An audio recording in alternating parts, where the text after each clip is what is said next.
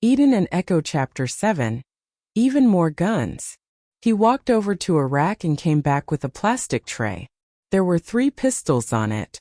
One was huge with an extended magazine. The one next to it was slim and unassuming. The last one was somewhere in the middle. Now some people believe that a pistol should pack as much punch as possible. They want rifle performance in a small package.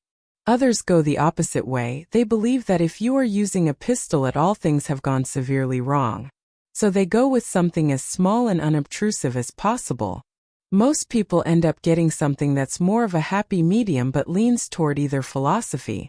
Now the third group, they want the pistol to fill a gap that their primary weapon can't. In your case, that would be ammo capacity and water resistance. The slugs are heavy and you can fire the shotgun in the rain. But if someone sprays you with a fire hose, you're out of commission until you can dry off. He tapped the full-spectrum camera on top of the shotgun. It looked like a rounded fisheye lens set in a rectangular box. Most smart weapons also actively scan before they fire to compensate for environmental variables and lock on target. That can reveal your position and intent to anyone with the equipment to detect it. Smart weapons can also be spoofed or jammed if you've got the right gear and the wetware to interface with it. Yeah, but who has that kind of equipment? I asked. The police certainly didn't, and I would be surprised if the gangs did. It wasn't like I was expecting to be running up against any well-trained military units. The armorer raised a single electric pink eyebrow. You would be surprised. There was a group of cops that were clearing a building when suddenly their weapons started firing and wouldn't stop. The bad guy waited until they were stacked up in a narrow hallway getting ready to make entry before he executed the hack. The cops blew each other to pieces. Holy shit. That's one reason to always practice good muzzle and trigger discipline. The armorer said. Remember, if you ever get hacked, point the gun in a safe direction and eject the magazine. Then transition to your secondary and engage the threat. Heard and understood. If my weapon is hacked, I will point the weapon in a safe direction. Eject the magazine. Transition to secondary. Then engage the threat. I committed the sequence to memory. I imagined seeing my weapon go off without my input, pointing it in a safe direction, ejecting the magazine, then transitioning to my secondary weapon and re-engaging the target. What did you just do? The armorer asked, his upright ears swiveling slightly. What was that just now? Your heart rate dropped and your expression went ice-cold vacant. It's a training tool. I explained, not wanting to go into any further details. I was just committing the sequence to memory. He looked at me, very obviously not believing what I had told him. Right, well, it is nice to be taken seriously. On the subject of hacking, you'll probably want a personal firewall to keep people out of your head. The armorer came back with 2 flat black woven straps and a matching X-shaped device with 4 flat flexible arms and a thumb-sized bump like a bug's carapace in the middle. The police don't issue these, but they really should. This particular model is called the Scarab. It acts like a filter between your wetware and the outside world. The bracelets are to make sure the feed from your weapon matches what is being sent to your wetware. The Scarab watches for unusual local network activity, and if it detects anyone attempting to hack you or your weapon, it will cut off access, then respond with a hack of its own. In the event you hit something lethal like black ice, it will act as a safety fuse, burning itself out. You're talking about hacks and killer intrusion countermeasures like they're something I'm likely to run into. I observed. The armorer shrugged. Well, when you kick down doors for a living, you never know what you're going to find on the other side. Pays to be prepared.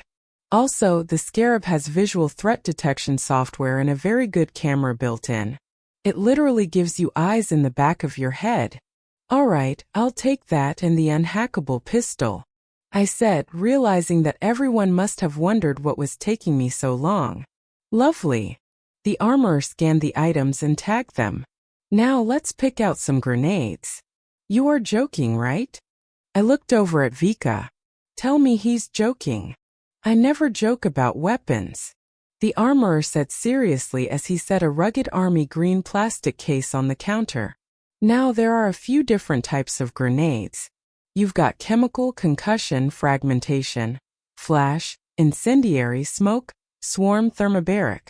The armorer fed our order into some kind of conveyor system and buzzed us through a reinforced steel door that slid open to reveal a small chamber big enough for maybe 3 people to fit in comfortably.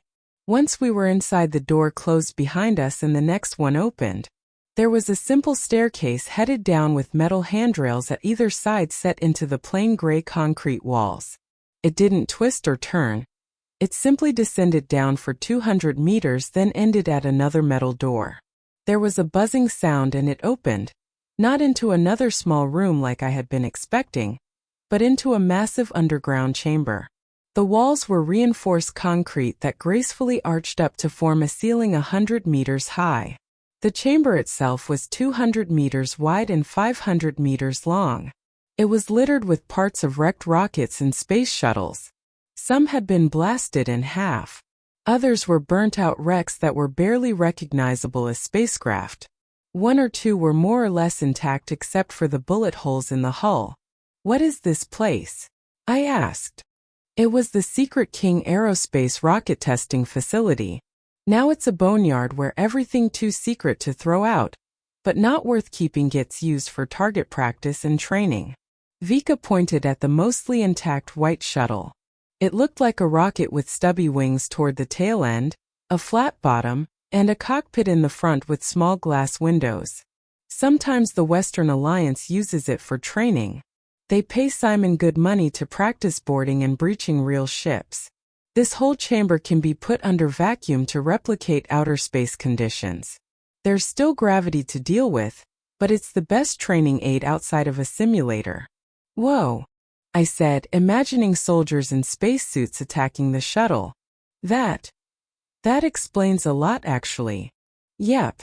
They'll sell us whatever weapons we want as long as they get to use them when they come to train. Vika explained. Simon walked over to us. For a second I almost didn't recognize him. He was wearing loose-fitting gray combat pants with a camouflage pattern of lighter and darker brush strokes tucked into a pair of black reinforced boots. His shirt was a matte black synthetic half-sleeve V-neck with a rugby-style collar. Over that was a form-fitting gray plate carrier with the same camo pattern as his pants. The plate carrier was organized meticulously with 3 magazines for his carbine up front and the brown textured handle of a fixed-blade knife popping up behind them. Underneath his left armpit was a military-style multi-antenna radio with a thin wire leading up to the headset resting around his neck. On his right side was an extra magazine.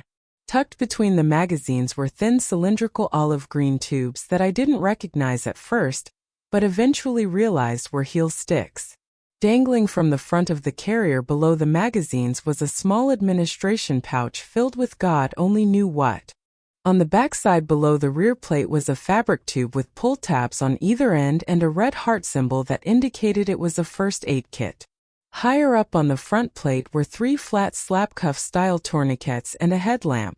Hanging off the rear plate was an almost flat pack with a black metal bar strapped to it that I assumed was some kind of breaching tool. On his waist was a battle belt with a holstered pistol on his right side and a small folding multi-tool. On the left side was a spare mag for his pistol, 2 more mags for the carbine, a dump pouch, another hand-sized first aid kit, and a flashlight. "I was wondering if you got lost," Simon said, waving us over toward the shooting benches where Gigi, Andre, and Jigat were waiting. "Get your gear squared away so we can begin. If you love this, don't forget to like, subscribe, and turn on notifications so you don't miss the next twist."